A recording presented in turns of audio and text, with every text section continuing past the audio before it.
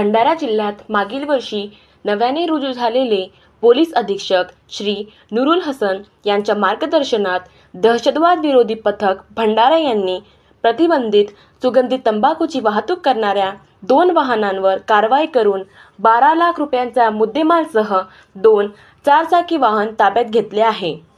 प्राप्त माहितीनुसार राजनांदगाव येथून एका दुधाच्या कंटेनरमध्ये प्रतिबंधित सुगंधित तंबाखू घेऊन लाखनी येथे येणार असल्याची गोपनीय माहिती मिळाली होती।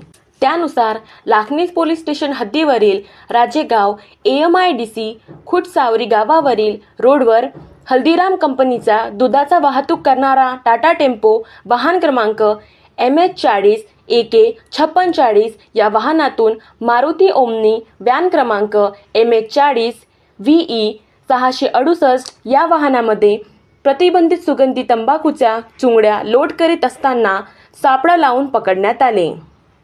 त्यामध्ये 1,64,000 रुपये किमतीचा होला हुक्का, शिशा तंबाखूचे 1 किलो वजनाचे एकूण 200 पाऊच, ईगल शेन तंबाखू, मजा 108 कंपनीचे सुगंधित तंबाखूचे 20 बॉक्स, किंमत 2,95,000 किमतीच्या मुद्देमालासह दोन्ही चारचाकी वाहनांना पोलिसांनी ताब्यात घेतले आहे। तसेच आरोपीच्या ताब्यातील 2 मोबाईल फोन असा एकूण 12,05,480 या रकमेचा मुद्देमाल जप्त करण्यात आला आहे।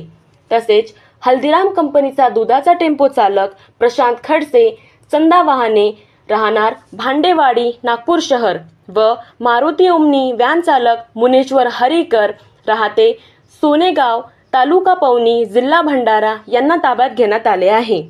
या सुगंधी तंबाखू मालाचा मालक अशफाक पठाण राहते अड्याळ हा त्याचे दुचाकीने घटनास्थळावरून पळून गेला असून वरील तिन्ही आरोपींविरुद्ध पोलीस स्टेशन लाखनी येथे गुन्हा नोंद करण्यात आला आहे।